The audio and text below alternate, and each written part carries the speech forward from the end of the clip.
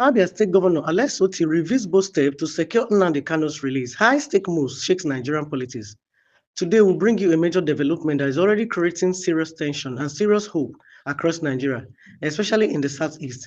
Abia State Governor Dr. Alex Otti has finally revealed his bold, carefully structured and high-level strategy to secure the release of Nnamdi Kanu, the detained leader of the indigenous people of Biafra, IPOB.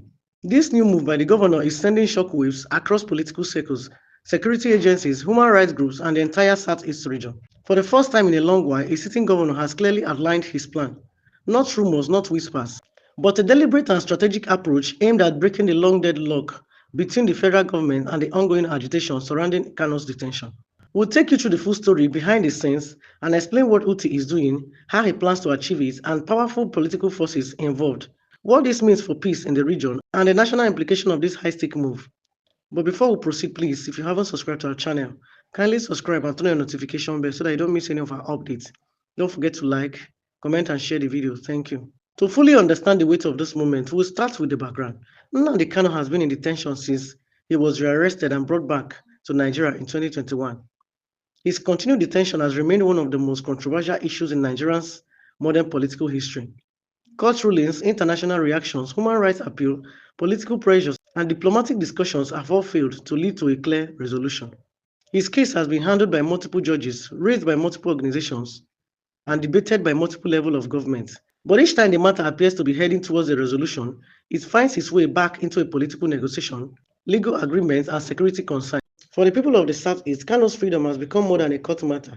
It is seen as a symbol of fairness, justice, identity, and peace.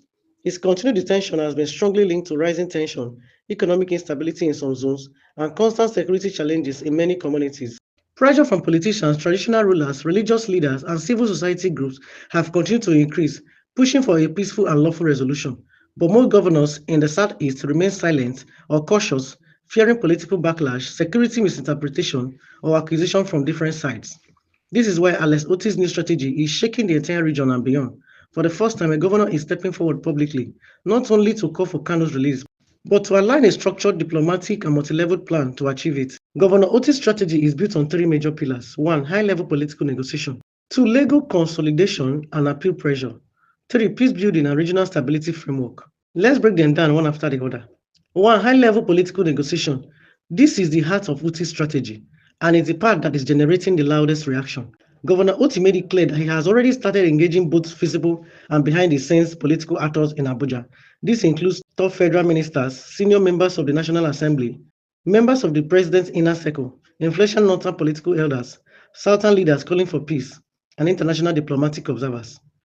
According to Uti, his message is simple. Nnamdi Kanu's continued detention is no longer sustainable. He believes that Nigeria must prioritize peace in the southeast if the country wants nationwide economic recovery and national cohesion, especially as insecurity continues to rise across many regions.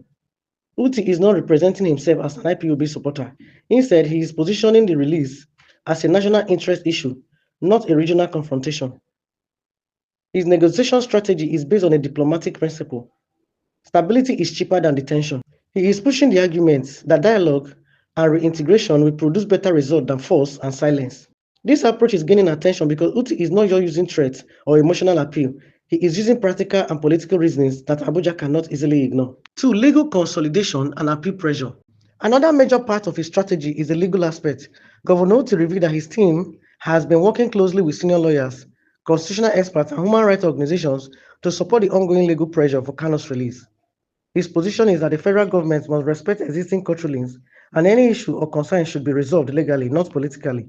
His steps include supporting the appeal processes already filed, engaging constitutional lawyers to challenge procedural delays, working with civil society bodies that provide international legal pressure, ensuring that the case of Nnamdi Kanu continues to appear in major human rights reports globally. By combining law and diplomacy, Governor Uti is creating what experts call dual channel pressure. This means pressure through government negotiation and pressure through legal escalation, a powerful combination. 3. Peace building and regional stability framework. Uti believes that the Southeast cannot move forward without stability, and stability cannot return without justice.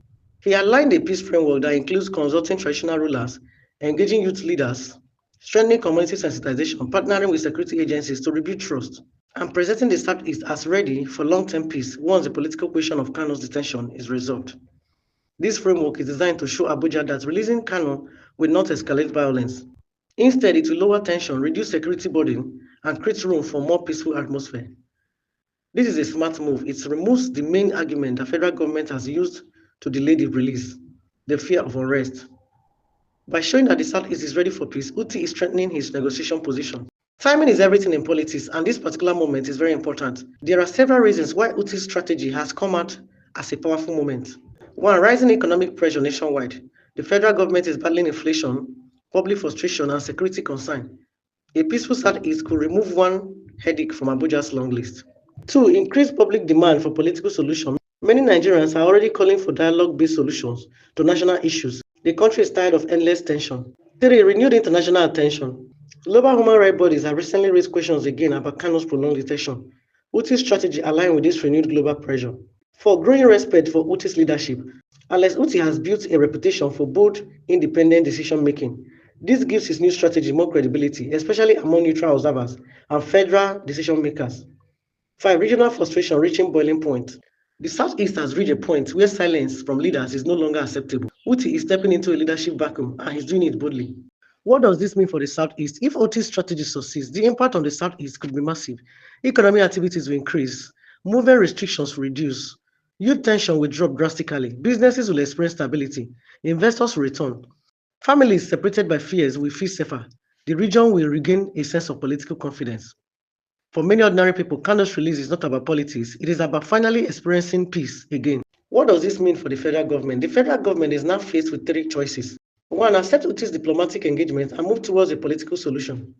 Two, ignore the pressure and allow the matter to escalate politically and internationally. Three, apply partial measures such as bail conditions, temporary release, or supervised dialogue. Whichever option Abuja chooses, the federal government can no longer pretend that the issue is quiet. Uti has pushed it to the center stage again. Political implications, who gains and who loses. Politics is always part of the story. Alex Otti gains massive popularity. He positions himself as the strongest voice for fairness in the region.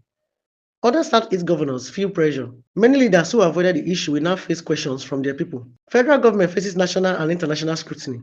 Otti's approach forces Abuja to respond carefully. Opposition parties may use the issue to score political points, especially those who want to challenge the government's human rights record. Northern elders and southern leaders may return to the negotiation table.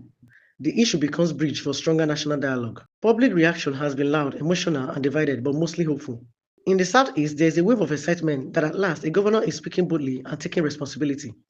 In northern regions, some leaders are cautious but open to dialogue. They want peace too, especially after rising insecurity in the north. Human rights groups, they are praising Otti's courage and calling for more governors to join. Political commentators. Many say Otti has changed the entire conversation in Abuja. Ordinary Nigerians across social media, a majority see this as a chance for reconciliation and national healing. Political experts say Alex Otti is doing what leaders do, taking difficult decisions. This approach may be the turning point in these long-standing issues. Human rights lawyers say the law is clear. What remains is political will. Otti's intervention may finally push the government to act. Peace and conflict experts. The Southeast cannot heal without dialogue. What Otti proposes is a roadmap to peace. Now, the big question, will it work? This is the question everyone is asking. Will the federal government listen? Will political forces support the move? Will this be the strategy that will finally open the door? There is no guarantee. This is a high-stakes move, and high-stakes move often face resistance. But one thing is clear, Alex Otti has forced the country to confront the issue again. He has restarted the conversation, he has broken the silence, he has created momentum, he has given hope to millions. And in Nigerian politics, momentum is everything. This is the full story of Alex Otti's both structured and high-level strategy to secure the release of Nnamdi Kanu. As events continue to unfold, one thing is clear. The political atmosphere in the country is rising, and the push for justice is stronger than ever. Stay with us for more updates as this high-stake negotiation continues to develop. Remember to like, subscribe, and turn on the notification bell so you never miss any breaking story. Thank you for watching. Stay calm, stay safe, and stay updated.